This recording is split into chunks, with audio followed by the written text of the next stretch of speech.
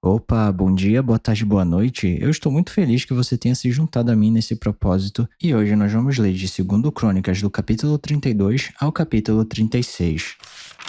A ameaça de Senaqueribe contra Judá. Depois de tudo o que Ezequias fez com tanta fidelidade, Senaqueribe, rei da Assíria, invadiu Judá e sitiou as cidades fortificadas para conquistá-las. Quando Ezequias viu que Senaqueribe pretendia guerrear contra Jerusalém, consultou os seus oficiais e os comandantes do exército sobre a ideia de mandar fechar a passagem de água das fontes do lado de fora da cidade, e eles concordaram. Assim, ajuntaram-se muitos homens e fecharam todas as fontes e o riacho que atravessava a região. Eles diziam: por que deixar que os reis da Assíria venham e encontrem toda essa água? Depois, com grande empenho, reparou todos os trechos quebrados do muro e construiu torres sobre ele. Construiu outro muro do lado de fora do primeiro e reforçou o Milo da cidade de Davi, e mandou fazer também muitas lanças e muitos escudos. Nomeou sobre o povo oficiais militares e os reuniu na praça, junto à porta da cidade, animando-os com estas palavras: sejam fortes e corajosos, não tenham medo nem desanimem por causa do rei da Assíria e do seu enorme exército, pois conosco está um poder maior do que o que está com ele. Com ele está somente o poder humano, mas conosco está o Senhor, nosso Deus, para nos ajudar e para travar as nossas batalhas. E o povo ganhou confiança com o que disse Ezequias, rei de Judá. Mais tarde, quando Senaqueribe, rei da Assíria, e todas as suas forças estavam sitiando Laques, mandou oficiais a Jerusalém com a seguinte mensagem a Ezequias e a todo o povo de Judá que morava lá. Assim diz Senaqueribe, rei da Assíria: em quem vocês se baseiam a sua confiança para permanecerem cercados em Jerusalém? Quando Ezequias diz: o Senhor, nosso Deus, nos salvará das mãos do rei da Síria, ele os está enganando, para deixá-los morrer de fome e de sede. Mas não foi o próprio Ezequias que retirou os altares desse Deus, dizendo a Judá e a Jerusalém: vocês devem adorar diante de um só altar e sobre ele queimar incenso? Vocês não sabem o que eu e os meus antepassados fizemos a todos os povos das outras terras? Acaso alguma vez os deuses daquelas nações conseguiram livrar das minhas mãos a terra deles? De todos os deuses das nações que os meus antepassados destruíram, qual deles conseguiu salvar o seu povo de mim? Como então Deus de vocês poderá livrá-los das minhas mãos? Portanto, não deixem Ezequias enganá-los ou iludi-los dessa maneira. Não acreditem nele, pois nenhum Deus de qualquer nação ou reino jamais conseguiu livrar o seu povo das minhas mãos ou das mãos de meus antepassados. Muito menos o Deus de vocês conseguirá livrá-los das minhas mãos. Os oficiais de Senaqueribe desafiaram ainda mais Deus, o Senhor, e o seu servo Ezequias. Senaqueribe também escreveu cartas insultando o Senhor, Deus de Israel, e o desafiando. Assim como os deuses dos povos das outras terras não livraram o povo deles das minhas mãos, também o Deus de Ezequias não livrará o seu povo das minhas mãos. Então os oficiais gritaram na língua dos judeus ao povo de Jerusalém que estava sobre o muro, para assustá-lo e amedrontá-lo, com o intuito de conquistarem a cidade. Referiram-se ao Deus de Jerusalém como falavam dos deuses dos outros povos da terra, que não passam de obra das mãos dos homens. Por tudo isso, o rei Ezequias e o profeta Isaías, filho de Amós, clamaram em oração aos céus, e o Senhor enviou um anjo que matou todos os homens de combate e todos os líderes e oficiais no acampamento do rei assírio, de forma que este se retirou envergonhado para sua terra. E certo dia, ao adentrar o templo do seu Deus, alguns dos seus filhos o mataram à espada. Assim o Senhor salvou Ezequias e o povo de Jerusalém das mãos de Senaqueribe, rei da Assíria, e das mãos de todos os outros, e cuidou deles em todas as fronteiras. Muitos trouxeram a Jerusalém ofertas para o Senhor e presentes valiosos para Ezequias, rei de Judá. Daquela ocasião em diante, ele foi muito respeitado por todas as nações. O orgulho e a morte de Ezequias. Naquele tempo, Ezequias ficou doente e quase morreu. Ele orou ao Senhor, que lhe respondeu, dando-lhe um sinal milagroso. Mas Ezequias tornou-se orgulhoso e não correspondeu à bondade com que foi tratado. Por isso, a ira do Senhor veio sobre ele, sobre Judá e sobre Jerusalém. Então Ezequias humilhou-se, reconhecendo seu orgulho, como também o povo de Jerusalém. Por isso a ira do Senhor não veio sobre eles durante o reinado de Ezequias. Possuía Ezequias muitíssimas riquezas e glória. Construiu depósitos para guardar prata, ouro, pedras preciosas, especiarias, escudos e todo tipo de objetos de valor. Também construiu armazéns para estocar trigo, vinho e azeite. Fez ainda estábulos para os seus diversos rebanhos e para as ovelhas. Construiu cidades e adquiriu muitos rebanhos, pois Deus lhe dera muitas riquezas. Foi Ezequias que bloqueou o manancial superior da fonte de Gion e canalizou a água para a parte oeste da cidade de Davi. Ele foi bem sucedido em tudo o que se propôs a fazer, mas quando os governantes da Babilônia enviaram a delegação para perguntar-lhe acerca do sinal milagroso que havia ocorrido no país, Deus o deixou, para prová-lo e para saber tudo o que havia em seu coração. Os demais acontecimentos do reinado de Ezequias e os seus atos piedosos estão escritos na visão do profeta Isaías, filho de Amós, no livro dos reis de Judá e de Israel. Ezequias descansou com seus antepassados e foi sepultado na colina onde estão os túmulos dos descendentes de Davi. Todo Judá e o povo de Jerusalém prestaram-lhe homenagens por ocasião da sua morte, e seu filho Manassés foi o seu sucessor. Capítulo 33. O reinado de Manassés, rei de Judá. Manassés tinha 12 anos de idade quando começou a reinar e reinou 55 anos em Jerusalém. Ele fez o que o Senhor reprova, imitando as práticas detestáveis das nações que o Senhor havia expulsado de diante dos israelitas. Reconstruiu os altares idólatras que seu pai Ezequias havia demolido, ergueu altares para os Baalins e fez postes sagrados. Inclinou-se diante de todos os exércitos celestes e lhes prestou culto. Construiu altares no templo do Senhor, do qual o Senhor tinha dito: Meu nome permanecerá para sempre em Jerusalém. Nos 2 pátios do templo do Senhor, ele construiu altares para todos os exércitos celestes. Chegou a queimar seus filhos em sacrifício no vale de Ben-Rinom. Praticou feitiçaria, adivinhação e magia, e recorreu a médiuns e aos que consultavam os espíritos. Fez o que o Senhor reprova, provocando-o à ira. Ele tomou a imagem esculpida que havia feito e a colocou no templo, do qual o Senhor tinha dito a Davi e a seu filho Salomão. Neste templo em Jerusalém, que escolhi entre todas as tribos de Israel, porém meu nome para sempre. Não farei os pés dos israelitas deixarem novamente a terra que dei aos seus antepassados, se tão somente tiverem o cuidado de fazer tudo o que lhes ordenei em todas as leis, decretos e ordenanças dados por meio de Moisés. Manassés, porém, desencaminhou Judá e o povo de Jerusalém, ao ponto de fazerem pior do que as nações que o Senhor havia destruído diante dos israelitas. O Senhor falou a Manassés e a seu povo, mas não lhe deram atenção. Por isso o Senhor enviou contra eles os comandantes do exército do rei da Assíria,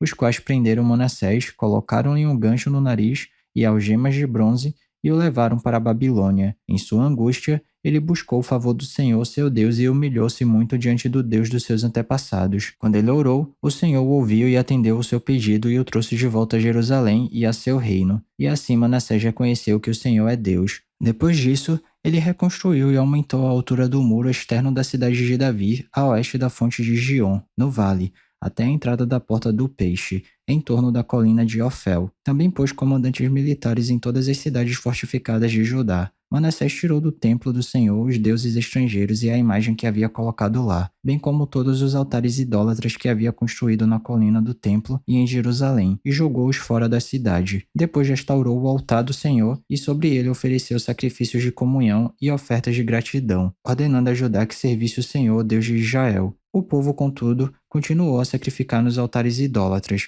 mas somente ao Senhor, o seu Deus. Os demais acontecimentos do reinado de Manassés, inclusive sua oração a seu Deus e as palavras que os videntes lhe falaram em nome do Senhor, o Deus de Israel, estão escritos nos registros históricos dos reis de Israel. Sua oração e a resposta de Deus, bem como todos os seus pecados e sua infidelidade, além dos locais onde construiu altares idólatras e ergueu postes sagrados e ídolos, antes de humilhar-se, tudo está escrito nos registros históricos dos videntes. Manassés descansou com seus antepassados e foi sepultado em sua propriedade, e seu filho Amon foi o seu sucessor. O reinado de Amon, rei de Judá. Amon tinha 22 anos de idade quando começou a reinar e reinou 2 anos em Jerusalém. Ele fez o que o Senhor reprova, à semelhança de seu pai.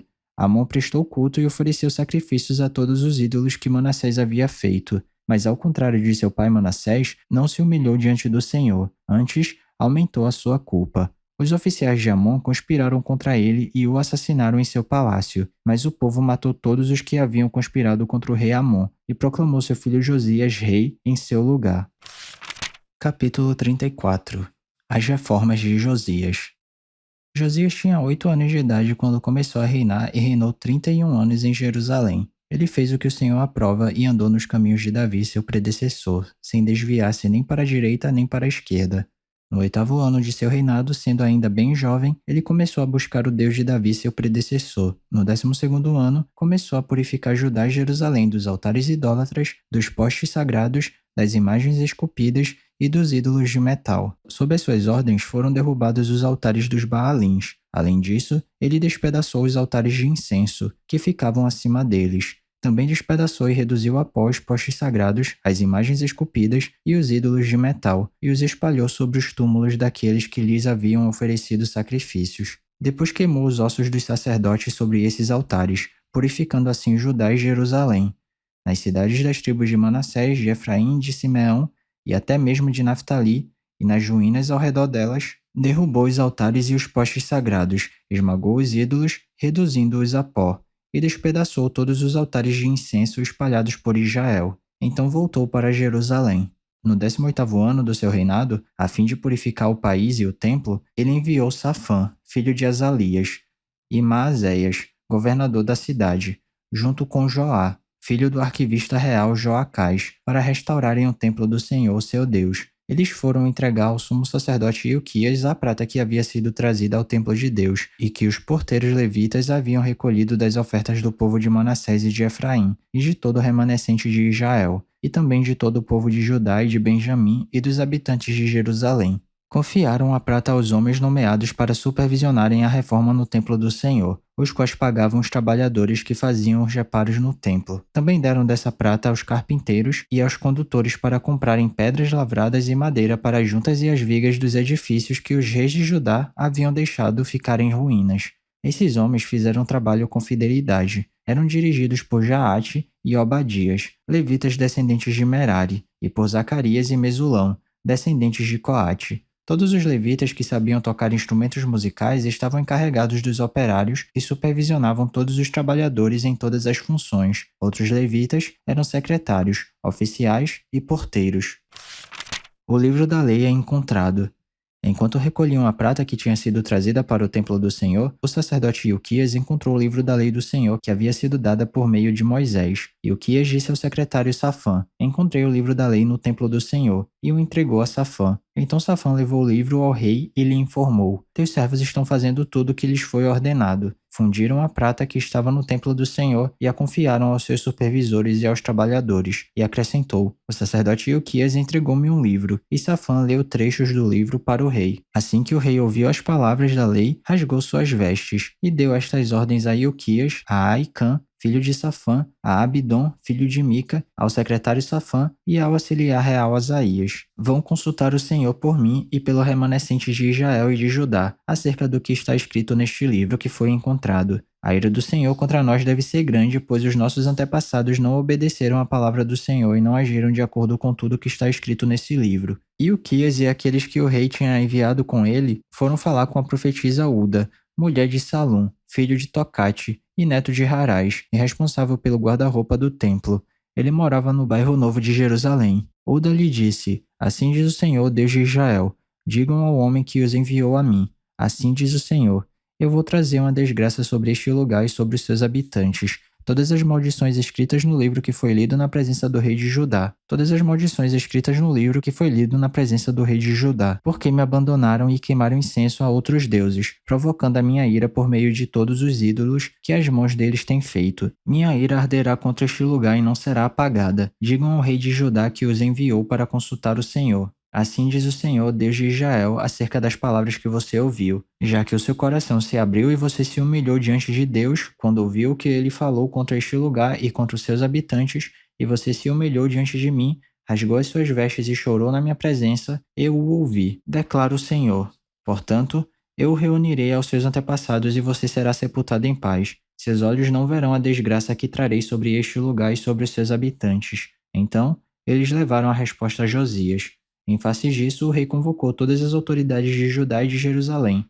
Depois subiu ao templo do Senhor acompanhado por todos os homens de Judá, todo o povo de Jerusalém, os sacerdotes e os levitas, todo o povo dos mais simples aos mais importantes. Para todos, o rei leu em alta voz todas as palavras do livro da aliança que havia sido encontrado no templo do Senhor. Ele tomou seu lugar na presença do Senhor, fez uma aliança, comprometendo-se a seguir o Senhor e a obedecer de todo o coração e de toda a alma aos seus mandamentos, aos seus testemunhos e aos seus decretos, cumprindo as palavras da aliança escritas naquele livro. Depois fez com que todos em Jerusalém e em Benjamim se comprometessem com a aliança. Os habitantes de Jerusalém passaram a cumprir a aliança de Deus, o Deus dos seus antepassados. Josias retirou todos os ídolos detestáveis de todo o território dos israelitas e obrigou todos os que estavam em Israel a servirem ao Senhor, o seu Deus. E enquanto ele viveu, o povo não deixou de seguir o Senhor, o Deus dos seus antepassados. Capítulo 35. Josias celebra a Páscoa. Josias celebrou a Páscoa do Senhor em Jerusalém, e o cordeiro da Páscoa foi abatido no 14º dia do primeiro mês.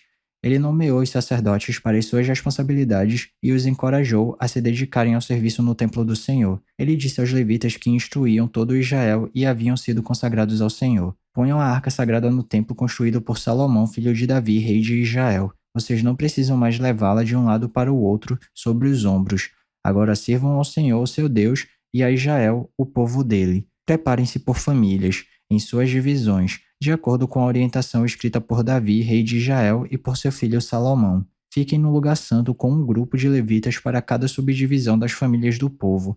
Abatam os cordeiros da Páscoa, consagrem-se e preparem os cordeiros para os seus irmãos israelitas, fazendo o que o Senhor ordenou por meio de Moisés. Josias deu a todo o seu povo, que ali estava, um total de 30.000 ovelhas e cabritos para as ofertas da Páscoa, além de 3.000 bois. Tudo foi tirado dos bens pessoais do rei. Seus oficiais também contribuíram voluntariamente para o povo, para os sacerdotes e para os levitas. Ilquias, Zacarias e Jeiel, os administradores do templo de Deus, 2.600 ovelhas e cabritos e 300 bois. Também Conaías, com seus irmãos Semaías e Natanael, e os líderes dos levitas Razabias, Jeiel e Josabade, ofereceram aos levitas 5.000 ovelhas e cabritos e 500 bois. O serviço foi organizado e os sacerdotes assumiram seus lugares com os levitas em seus turnos, conforme o rei ordenara. Os cordeiros da Páscoa foram abatidos e os sacerdotes aspergiram o sangue que lhes fora entregue, enquanto os levitas tiravam a pele dos animais. Eles separaram também os holocaustos para dá-los aos grupos das famílias do povo, para que elas os oferecessem ao Senhor, conforme está escrito no livro de Moisés, e fizeram o mesmo com os bois. Assaram os animais da Páscoa sobre o fogo, conforme prescrito. Cozinharam as ofertas sagradas em potes, caldeirões e panelas, e serviram rapidamente todo o povo. Depois disso, os levitas prepararam a parte deles e as dos sacerdotes, pois estes, descendentes de Arão, ficaram sacrificando os holocaustos e as porções de gordura até o anoitecer. Foi por isso que os levitas prepararam a parte deles e as dos sacerdotes, descendentes de Arão.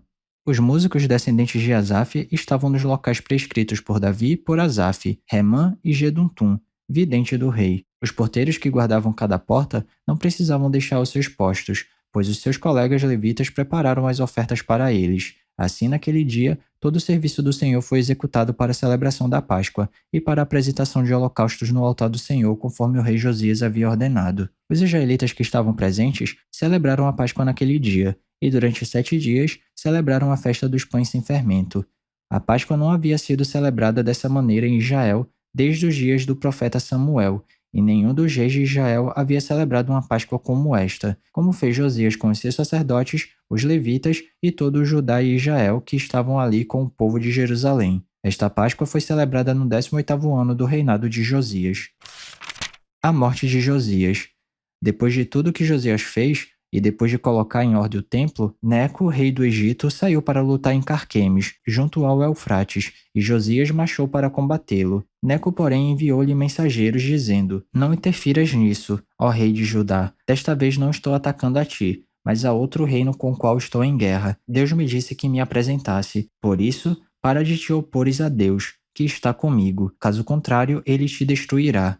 Josias, contudo, não quis voltar atrás e disfarçou-se para enfrentá-lo em combate. Ele não quis ouvir o que Neco lhe dissera por ordem de Deus e foi combatê-lo na planície de Megido. Na batalha, flecheiros atingiram o rei Josias, pelo que disse aos seus oficiais: tirem-me daqui, estou gravemente ferido. Eles o tiraram do seu carro, colocaram-no em outro e o levaram para Jerusalém, onde morreu. Ele foi sepultado nos túmulos dos seus antepassados, e todos os moradores de Judá e de Jerusalém choraram por ele.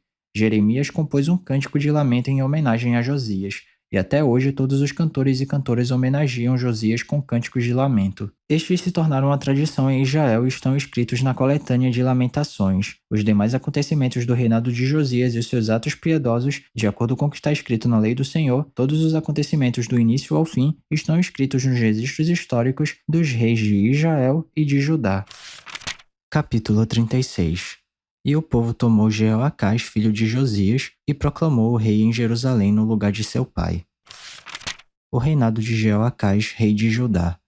Jeoacás tinha 23 anos de idade quando começou a reinar e reinou 3 meses em Jerusalém. O rei do Egito destronou-o em Jerusalém e impôs a Judá um tributo de 3,5 toneladas de prata e 35 quilos de ouro. O rei do Egito proclamou Eliaquim, irmão de Jeoacás, rei sobre Judá e sobre Jerusalém, e mudou-lhe o nome para Jeoaquim. Mas Neco levou Jeoacás, irmão de Eliaquim, para o Egito. O reinado de Jeoaquim, rei de Judá. Jeoaquim tinha 25 anos de idade quando começou a reinar e reinou 11 anos em Jerusalém. Ele fez o que o Senhor, o seu Deus, reprova. Nabucodonosor, rei da Babilônia, atacou-o e prendeu-o com algemas de bronze para levá-lo para a Babilônia. Levou também para a Babilônia objetos do templo do Senhor e os colocou no seu templo. Os demais acontecimentos do reinado de Jeoaquim, as coisas detestáveis que fez e tudo que foi achado contra ele, estão escritos nos registros históricos dos reis de Israel e de Judá. Seu filho Joaquim foi o seu sucessor. O reinado de Joaquim, rei de Judá. Joaquim tinha 18 anos de idade quando começou a reinar e reinou 3 meses e 10 dias em Jerusalém. Ele fez o que o Senhor reprova. Na primavera, o rei Nabucodonosor mandou levá-lo para a Babilônia, junto com objetos de valor retirados do templo do Senhor, e proclamou Zedequias, tio de Joaquim, rei sobre Judá e sobre Jerusalém. O reinado de Zedequias, rei de Judá. Zedequias tinha 21 anos de idade quando começou a reinar, e reinou 11 anos em Jerusalém. Ele fez o que o Senhor, seu Deus, lhe aprova, e não se humilhou diante do profeta Jeremias, que lhe falava como porta-voz do Senhor. Também se revoltou contra o rei Nabucodonosor, que o havia obrigado a fazer um juramento em nome de Deus. Tornou-se muito obstinado e não quis se voltar para o Senhor, o Deus de Israel. Além disso, todos os líderes dos sacerdotes e o povo se tornaram cada vez mais infiéis, seguindo todas as práticas detestáveis das outras nações e contaminando o templo do Senhor, consagrado por ele em Jerusalém. A queda de Jerusalém. O Senhor, o Deus dos seus antepassados, advertiu-os várias vezes por meio de seus mensageiros, pois ele tinha compaixão de seu povo e do lugar de sua habitação. Mas eles zombaram dos mensageiros de Deus, desprezaram as palavras dele e expuseram ao ridículo seus profetas, até que a ira do Senhor se levantou contra o seu povo e já não houve remédio. O Senhor enviou contra eles o rei dos babilônios, que no santuário matou os seus jovens à espada. Não poupou nem rapazes, nem moças, nem adultos, nem velhos. Deus entregou todos eles nas mãos de Nabucodonosor. Este levou para a Babilônia todos os utensílios do templo de Deus, tanto os pequenos como os grandes, com os tesouros do templo do Senhor, os do rei e os de seus oficiais. Os babilônios incendiaram o templo de Deus e derrubaram o muro de Jerusalém, queimaram todos os palácios e destruíram todos os utensílios de valor que havia neles. Nabucodonosor levou para o exílio na Babilônia os remanescentes que escaparam da espada, para serem seus escravos e dos seus descendentes, até a época do domínio persa. A terra desfrutou os seus descansos sabáticos. Descansou durante todo o tempo de sua desolação, até que os 70 anos se completaram, em cumprimento da palavra do Senhor anunciada por Jeremias. No primeiro ano do reinado de Ciro, rei da Pérsia, para que se cumprisse a palavra do Senhor anunciada por Jeremias, o Senhor tocou no coração de Ciro, rei da Pérsia, para que fizesse uma proclamação em todo o território de seu domínio e a pusesse por escrito nestes termos: Assim declaro eu, Ciro, rei da Pérsia: O Senhor, Deus dos céus, deu-me todos os reinos da terra e designou-me para construir um templo para ele em Jerusalém, na terra de Judá. Quem dentre vocês pertencer ao seu povo, vá para Jerusalém, e que o Senhor, seu Deus, esteja com ele. E é isso, chegamos ao final da nossa leitura. Eu espero que você tenha gostado. Se alguma coisa soar estranha ou diferente, eu te encorajo a dar uma pesquisada a respeito disso, porque apesar da Bíblia ser um livro muito atual, ela foi escrita numa época e numa cultura diferente da nossa. Então vale a pena dar uma pesquisada para entender melhor os contextos históricos e culturais. Ah, e esse vídeo aqui não é para substituir o devocional não, tá? É só um plus, é só um bônus, é só um incentivo. Continue tendo seu tempo especial com Deus e se alguma palavra tocar seu coração e se você quiser compartilhar comigo aqui nos comentários, fica à vontade que eu vou ficar muito feliz de ler. Não se esquece de ativar as notificações do canal para não perder nenhum vídeo e tamo junto. Cheirinho no coçarão, que Papai do Céu abençoe e até amanhã.